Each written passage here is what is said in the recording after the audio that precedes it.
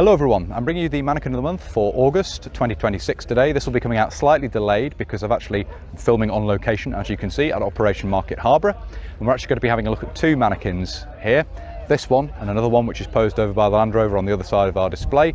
We're putting on a Gulf War display here, centred around my friend Craig's ambulance Land Rover, and we'll have a look at that as well briefly. But that's what Mannequin of the Month is going to be this month, and then we'll be back to the normal system next month, where the topic is chosen via a poll. It just seemed too good an opportunity to miss, to not have a look at these two mannequins which we have on the display. So we're going to have a look at that now. There'll be some other videos coming out from this weekend as well, looking at some kit which is from other people's collections, and those will be following in the coming weeks.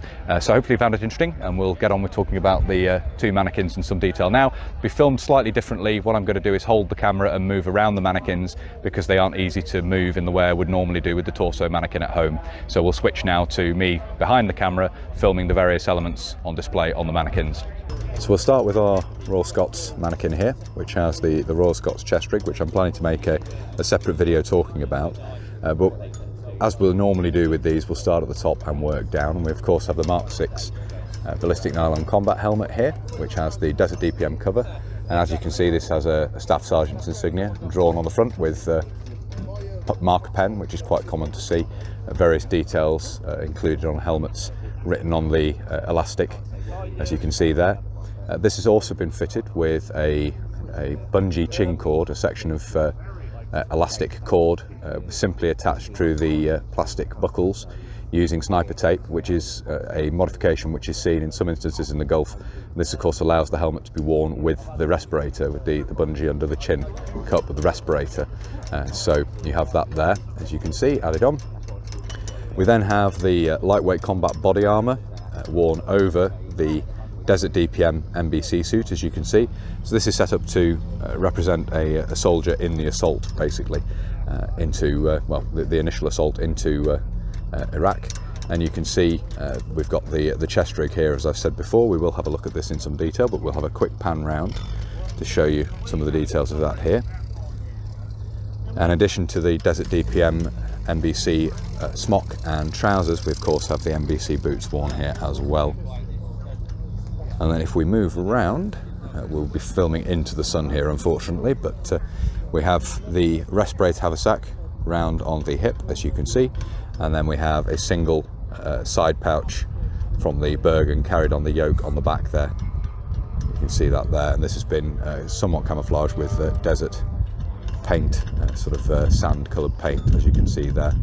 So that is the first of the two mannequins we have on the display. In addition to the pouches on the chest rig itself, on the shoulder strap we have two dressing pockets which have been added on. These are separate pockets which just slide down over the shoulder strap of the chest rig, and behind those you simply have the bayonet for the L85 tucked in there in its scabbard, as you can see. And as you can see, this is an Arctis chest rig, but of a pattern specifically made for the Royal Scots, so quite interesting from that point of view. You can also see the waist strap, well the shoulder or waist strap for the respirator haversack coming round underneath there. Obviously the respirator haversack carried separately on the hip, so it could be carried on the soldier's person at all times, independent of the web equipment. So various details on this mannequin here, representing a soldier of the Royal Scots in the Gulf in 1991. The second mannequin here is set up to represent a member of the Royal Green Jackets attached to the staffs, manning Milan anti-tank missiles. And as you can see here, quite distinctive, very common to see amongst members of the Royal Green Jackets in the Gulf, which are wearing a COPS vest, which is something we'll have a look at in detail in a further video, which I'm be filming this weekend. But you can see here, it's basically an assault vest with various ammunition or magazine pockets, utility pockets, and we'll have a look at all of that in detail in an upcoming video. But as I say, a distinctive bit of kit worn quite extensively by members of the Royal Green Jackets in the Gulf. Maybe a little bit of wind on the microphone here, I apologise for that. Starting at the top and working down, talking about the rest of the uniform and the kit, we have the desert hat here, as you can see. We have a Survival Aids shamag worn at the neck, the green and black Survival Aids shamag. So here on the arm of the uniform we have the 7th Armoured badge there, worn on the Desert DPM combat shirt. Underneath the COPS vest we do have lightweight body armour. You can just see the top of the cover for that poking out there. And then we have, of course, the Desert DPM trousers, and we have boots combat high worn here in terms of footwear. You can see been laced in a sort of speed lacing of a pattern which allowed these to be tightened up quickly. Worn quite loose here to fit over the feet of the mannequin, unfortunately. Would normally be pulled in tighter than this, but detail there. And then on the wrist we have a wrist dosimeter, as you can see. And I'll just come around the side here, show a little bit more detail of the COPS vest. And again, we do have the respirator haversack carried on its own strap around the waist there as well, just tucked away at the back there. Nothing in it in this instance because it's sort of tucked away out of the way, not visible to the public, but it is included there. So you have the waist strap running around the front, and you can see the rear compartment for carrying sort of soft kit and small kit and so forth on the back of the COPS vest there as well. And then by contrast, we have behind him a set of PLC displayed as well, just to show the difference between various load carrying equipment. We have 9058 pattern on display as well, so we can talk people through the various differences in the kit. So that is the second mannequin we have on the display here today.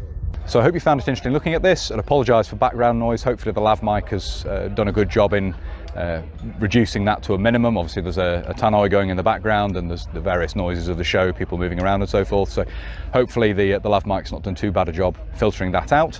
Hopefully you found it interesting looking at this, as I say, a little bit different and obviously presented in a different manner compared to the normal Mannequin of the Month videos. But next month we'll be back to the normal format, and obviously there will be a poll over on Patreon for the topic for that video to be chosen over there. Generally there are 3 options. If you have found this video interesting and you'd like to see more of this sort of thing, please do consider subscribing to the channel if you haven't already. And whether you're newly subscribing or you've previously subscribed, please do make sure you hit the little bell, the notification button down below. That will of course alert you when I upload future videos. If you really like my uploads and you would like to support the channel, you can. Patreon and PayPal are linked down below, and of course it's the corporal tier on Patreon that normally gets the chance to vote each month on Mannequin of the Month. Slight aberration this month because of the opportunity to film these 2 mannequins here, but next month we'll be back to choosing the topic that's going to be covered via that poll. If you'd like to follow the channel on social media, you can. Facebook, Instagram and Twitter are all linked down below, and there will of course be photographs of these posted up over there as well. Also, if you'd like to get in touch with me, there is an email address down in the description if you don't really use social media. So that's everything for this video. Until next time, bye for now.